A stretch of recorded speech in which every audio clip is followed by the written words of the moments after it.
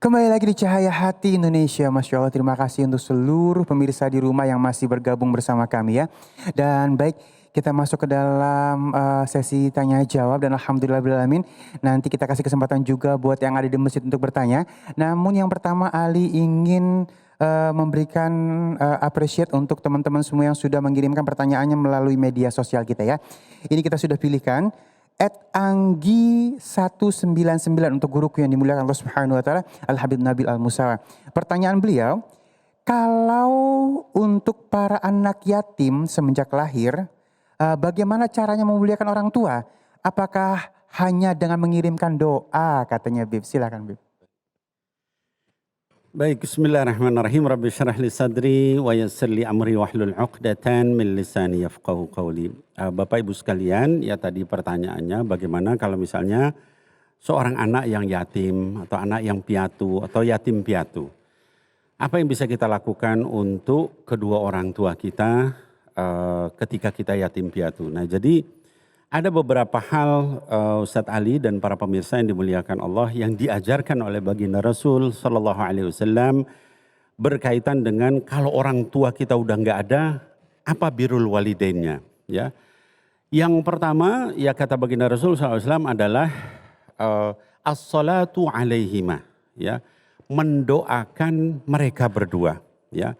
Doanya gimana? Tadi doa yang paling bagus adalah yang diajarkan Allah di dalam Quran, Rabbirhamhuma kama rabbayani saghira. Ya boleh kita tambahkan Rabbighfirli wali walidayya. Mana Bu? Kayaknya udah bengong. Rabbighfirli wali walidayya warhamhuma kama rabbayani saghira. Ya itu doa nomor satu. Ya. Yang kedua, kata baginda Rasul SAW, al-istighfar alaihima. Mohonkan ampun untuk mereka berdua. Ya Allah, ampuni mereka, angkat derajat mereka, hapus dosa-dosa mereka. Ya, jadi yang pertama adalah mendoakan, yang kedua memohonkan ampun, yang ketiga bersedekah untuk mereka. Ya, memang boleh, boleh. Ya, baginda Rasul SAW dalam satu kesempatan ditanya oleh Sa'ad bin Ubadah, ya Rasulullah, ibu saya sudah meninggal. Apa yang bisa saya lakukan? Saya mau sedekah boleh nggak? Boleh kata baginda Rasul. Diterima. Kalau gitu saksikan ya Rasulullah, saya sedekahkan kebun kurma saya ini untuk ibu saya yang sudah meninggal. Nah jadi seperti itu. Apalagi kalau dia belum haji, kita boleh menghajikan untuk orang tua yang belum haji, ya. Tetapi Bapak Ibu sekalian tentunya adalah kitanya harus haji dulu. Bib, saya mau menghajikan orang tua. Saya sendiri belum haji, ya haji dulu. Kalau enggak sah. Ibda binafsik wad'u ghairak, ya, setelah diri kita baru yang lain. Semua perbuatan-perbuatan tadi yang saya sebutkan itu sangat bermanfaat kepada orang tua kita yang sudah meninggal. Jadi kalaupun kita yatim piatu, doakan mereka, istighfar untuk mereka, ya kita bersedekah untuk mereka, itu sampai kepada mereka. Wallahu a'lamu bissawab. Masya Allah, terima kasih Habibie ilmunya, dan kita kasih kesempatan yuk untuk yang ada di masjid untuk bertanya. Silakan, siapa yang mau bertanya? Oh oke. Umi silakan, namanya siapa? Majelis taklimnya di mana ya? Silakan. Assalamualaikum. Dimasukin ke facial. Waalaikumsalam. Ya. Assalamualaikum warahmatullahi wabarakatuh. Waalaikumsalam warahmatullahi wabarakatuh. Saya Siti Rohma dari Majelis Taklim Al-Hasbi PLN Klender. Siap. Saya mau bertanya Habib, saya mempunyai orang tua, tetapi saya belum bisa sempat membahagiakannya. Dia sudah meninggal dunia, apa yang saya lakukan Pak Habib? Terima kasih. Wassalamualaikum warahmatullahi wabarakatuh. Waalaikumsalam warahmatullahi wabarakatuh. Hampir sama nih Beb ya. Iya baik. Ya, baik Ada kemiripan. Ya jadi gini, Ibu jangan khawatir ya, juga para pemirsa di rumah semua, ya anak-anakku sekalian juga jangan khawatir ya. Ada hadis Rasul begini Bu, ini buat semua nih hadiah ya, oleh-oleh. Ada hadis Rasul begini, kata baginda Rasul SAW, sekalipun ketika orang tua kalian itu kalian durhaka ketika mereka masih hidup. Saya ulangi, sekalipun kalian itu durhaka kepada kedua orang tua kalian selagi mereka masih hidup. Tapi setelah mereka meninggal, kalian berubah jadi baik, kalian doakan, kalian minta ampunkan buat mereka, kalian nangis, menyesal. Itu sama Allah yang diterima yang setelah meninggalnya itu. Ya. Kebalikannya Ustadz Ali. Jadi kalau misalnya kalian berbakti sama orang tua kalian ketika dia masih hidup. Tapi ketika dia meninggal, kalian durhaka kepada mereka dengan mencaci maki mereka, menjelekkan mereka, yang ngomongin mereka yang tidak baik, maka yang dihitung adalah yang terakhir. Ya, jadi ibu dan bapak dan juga kaum muslimat, ya kalau kita orang tua kita sudah meninggal, saya dulu Bib jahat sama orang tua saya, durhaka, saya bahkan marah-marah terus, enggak apa-apa. Ada kesempatan ketika sudah meninggal, doakan mereka banyak-banyak. Ya, berapa banyak? Sebanyak-banyaknya. Kita ingat Rabbighfirli wali walidayya, wali walidayya, wali walidayya. Kalau saya itu berdoa, Ustaz Ali itu Rabbighfirlinya sekali, wali walidayanya 3 kali. Rabbighfirli wali walidayya, wali walidayya, wali walidayya, warhamhum kama. Karena saya bisa begini karena orang tua saya. Kalau enggak mungkin saya enggak bisa dapat hidayah. Ya. Nah dengan ini insya Allah ya Bu ya, jadi kita berbuat baik ya kayak tadi saya sampaikan, ya kita sedekah bisa, hajikan mereka kalau belum haji, ya kalau nggak mampu kita doakan, kita istighfarkan, kita sedekahi untuk mereka dan kita berbuat baik sama mereka, tidak menyakiti mereka ketika mereka sudah meninggal, pahalanya nyampe sama mereka ya. Baik, jadi terakhir sedikit ya saya ingin sampaikan bahwa ketika kita doain itu Bu, itu sampai. Jadi mereka di dalam kubur itu, ini kok dari mana? Saya nggak punya amal kayak begini. Itu anakmu tuh yang sedang mendoakan sekarang. Sampai insya Allah. Demikian Ustaz Ali. Masya Allah, terima kasih ya Habibi itu ya. Sami-sami. Sudah terjawab semua dan oleh-olehnya buat kita nih ya. Dipegang dan diamalkan Masya Allah. Dan disampaikan nanti sama teman-teman semua ya. Baik, Alhamdulillah Rabbil Alamin, kita akan masuk ke dalam pertanyaan selanjutnya untuk guruku yang dimuliakan Allah Subhanahu Wa Taala. Al-Ustaz Abdul Kafi. Di sini kita ambil dari media sosial dulu ya guru ya. Baik, ini dari @ocir.276. Ustadz, dari semua hal yang harus kita persiapkan, apa yang paling penting? Izin Habib. Bismillahirrahmanirrahim. Masya Allah pertanyaannya bagus ya. Dari semua hal, apa yang harus kita persiapkan? Ini Masya Allah bagus ya. Banyak sekali nas-nas Al-Quran yang telah Allah sampaikan kepada kita melalui Nabi Muhammad SAW. Tentunya dengan amal saleh. Perbanyak amal saleh. Faman kana yarju liqa'a rabbih faly'amal 'amalan salihan. Wa man 'amila salihan fali nafsihi wa man asa'a fa'alaiha wa ma rabbuka bidzallamin lil 'abid. Barang siapa yang dia ingin ketemu Allah, bertemu dengan Allah, mendapat ridha Allah, maka banyaklah lakukan amal-amal saleh. Nikmat yang kita dapat, ujian yang kita dapat, musibah yang kita dapat, semuanya bentuknya adalah fitnah. Fitnah di sini artinya ujian. Wa nabluukum bisyarri wal khairi fitnah, dan kami uji kamu dengan kebaikan dan juga keburukan. Itu semuanya ujian. Oleh karena itu, ketika kita melakukan amal soleh apapun itu, baik mencari nafkah untuk keluarga, baik pergi ke majlis ilmu, baik kita bersedekah, baik kita salat, baik kita bersalawat kepada Nabi Muhammad SAW, niatkan ibtigha'an liwajhillah.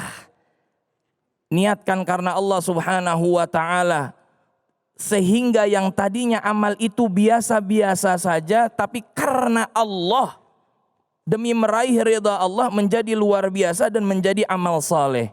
Seperti contoh ini kameramen kita yang sedang mengeshoot. Masya Allah, kalau diniatkan karena Allah, insya Allah jadi amal saleh. Karena menyebarkan kebaikan buat umat banyak, amin. Ibu-ibu juga di sini pulang insya Allah bawa ilmu, kemudian disampaikan kepada keluarga, insya Allah jadi amal saleh. Ada kisah dari Abu Nawas. Abu Nawas ini dalam riwayat nama aslinya adalah Hasan bin Hani. Punya teman namanya Muhammad Nafi'. Dia pernah cekcok. Abu Nawas ini pinter yang namanya ngumpetin kesalahannya.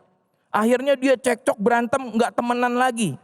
Abu Nawas meninggal duluan. Fara'aitu fil manam. Kemudian temannya ini Muhammad Nafi' mimpi Abu Nawas ini ya bertemu dengan dia di dalam mimpi. Ditanya, wahai Abu Nawas, bagaimana kondisimu di sana?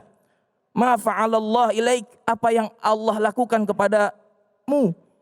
Kemudian apa yang dijawab Abu Nawas? Laisa Abu Nawas, al-an Hasan bin Hani. Gak ada yang namanya Abu Nawas, sekarang adalah Hasan bin Hani. Ghafaroli Rabbi, Allah telah mengampuni dosa-dosaku karena aku telah menulis bait-bait. Akhirnya apa? Dia datang ke rumahnya. Begitu dia datang ke rumahnya, dia pastiin tuh dia mimpi. Bener nggak nih? Dia datang ke rumahnya, dia ketok keluarganya, ada nggak kamarnya Abu Nawas? Ada, saya boleh izin masuk? Iya, saya lihat dia pernah menulis kirtos di kalau bahasa kita di kertas ya. Kemudian sebelum wafatnya dia taruh, diselipin di bawah bantal. Ternyata apa? Ternyata begitu dicek bantal yang satu nggak ada, bantal yang kedua dia menemukan salah satu kertas yang isinya Masya Allah luar biasa. Ternyata apa? Syair. Dia meminta taubat kepada Allah Subhanahu wa ta'ala. Bagaimana syairnya? Ilahi ya Tuhanku, Anta Rabbi, Engkau adalah Tuhan, Tuhanku. Engkau adalah Tuhan, Tuhanku. Inna dzammi a'zam. Sesungguhnya dosa-dosaku ini banyak sekali ya Allah. Bagaimana ini ya Allah? Tapi wa bi afwika a'zam. Tapi ampunanmu itu lebih luas ketimbang dosa-dosaku. Dengan syair-syair itu terus, oh ternyata ini yang menyebabkan Abu Nawas mendapat ampunan dari Allah Subhanahu wa ta'ala. Bahkan sampai sekarang kita masih sering ya Bang Alia baca Ilahi las Ulil Firdaus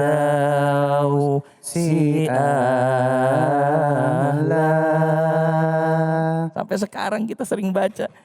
Karena amal kecil ternyata kita bisa mendapat ampunan dari Allah Subhanahu wa ta'ala. Apalagi amal yang besar. Perbanyak amal soleh, niat karena Allah, insya Allah bahagia dunia akhirat. Amin, amin ya rabbal alamin. Amin ya rabbal alamin. Masya Allah, terima kasih guruku. Dan sekarang kita kasih kesempatan kepada jamaah yang ada di masjid untuk bertanya. Siapa yang mau? Baik, silakan Umi. Assalamualaikum warahmatullahi wabarakatuh. Waalaikumsalam Saya warahmatullahi Ibu dari wabarakatuh. Majlis Taklim Al-Hasbi PLN Klender. Ya. Saya mau tanya Ustadz, bagaimana dengan ketika seseorang yang sudah meninggal dunia, namun masih digunjingkan keburukannya selama hidup? Terima kasih. Assalamualaikum warahmatullahi wabarakatuh. Waalaikumsalam warahmatullahi wabarakatuh. Udah meninggal masih diomongin aja guru. Ini yang sering kejadian. Ya, keburukannya masih diangkat Ya aja. Allah. Silakan guru. Baik, bismillahirrahmanirrahim. Ada beberapa orang yang memang ketika melihat orang lain keburukannya atau keburukan orang lain, walaupun satu aja nih, dia ingat terus seumur hidup. Tapi giliran melihat kebaikan-kebaikan orang lain yang banyak banget ke dia, karena satu kesalahan tadi semuanya hilang. Ini sifat manusia. Termasuk Nabi Muhammad SAW menganjurkan kita bukan hanya bagi orang yang hidup. Kita nggak disuruh gibah, kita nggak boleh ngomongin kejelekan orang. Bagi orang yang sudah wafat saja, Nabi masih memberikan, Masya Allah, kehormatan. Kemuliaan, Allah masih memberikan kehormatan, kemuliaan kepada kita. Untuk apa? Kata Nabi Muhammad SAW, Uzkuru mahasina mautakum. Sebutin kebaikan-kebaikan orang yang telah wafat di antara kamu. Jadi, Masya Allah, ya, Nabi itu udah ngajarin. Kita dengan orang yang wafat, bagusnya nyebutnya yang baik-baik aja. Jangan nyebutin yang keburukan-keburukan. Yang keburukan mah udah biarin aja, biar berlalu. Itu urusan Allah dengan dia yang sudah wafat. Masa lalunya biarkan. Yang penting kita sebutkan kebaikan-kebaikannya. Sehingga apa? Sehingga kita tidak jatuhnya gibah kepada sang mayit. Ketika kita jatuh gibah kepada sang mayit, ini na'udzubillah, ini takutnya kita amal soleh kita pindah ke dia. Sehingga kita termasuk orang-orang yang merugi, yang amal solehnya berkurang lantaran kita membicarakan keburukan, apalagi ini keburukan orang-orang yang telah wafat. Jadi kalau misalkan ada yang meninggal, sebutin aja kebaikan-kebaikannya. Misalkan ada temen nih bilang, iya dia kan dulu pernah begini bla bla bla bla. Tepis. Oh iya emang dia dulu pernah begitu. Tapi kan dia banyak banget kebaikannya. Kita tepis itu teman kita yang ngomong keburukan begitu. Kita ajarin, artinya kita ajak dia untuk berbicara yang baik-baik. Sehingga apa? Insya Allah kita pun nanti ketika kita wafat, yang ada adalah diingatan kita, memorinya nanti. Ya, di masyarakat banyak adalah kebaikan-kebaikan yang melekat kepada keluarga kita, anak-anak kita dan masyarakat banyak. Insya Allah, amin amin ya rabbal alamin. Jadi begitu Bang Ali ya. Baik, Iya. memang kadang-kadang nih naudzubillah min zalik ya, kelepasan yang buruknya aja. Iya, Orang betul. udah nggak ada masih diomongin buruknya aja. Itu pahalanya pindah tuh guru ya. Bisa pindah, bisa Dan pindah. kalau misalnya kita ngomongin orang yang masih hidup, kita bisa minta maaf sama orangnya. Ya, itu Nah dia. kalau orangnya udah nggak ada, minta maaf sama siapa? Jadi muflis. Iya, jadi rugi pokoknya Rugi ya. Masya Allah ya. Baik, ini jadi motivasi buat kita semuanya. Terima kasih guru ilmunya. Dan mungkin boleh difrontalin juga nih ya untuk mengingatkan kalau misalnya ada teman-teman kita yang menggibah tentang teman-teman kita atau orang yang sudah tidak ada, langsung difrontal aja. Udah, jangan diomongin buruknya, omongin baiknya aja gitu ya. Boleh difrontalin karena itu ilmu ya. Baik, jamaah yang dimuliakan Allah Subhanahu wa taala, sesaat lagi kita akan melengkapi kesempurnaan di hari ini. Kita akan memperbaiki bacaan Al-Qur'an kita bersama guru kita Ustadz Munawir Ngajir ya. Jangan kemana-mana, tetap bersama kami di Cahaya Hati Indonesia.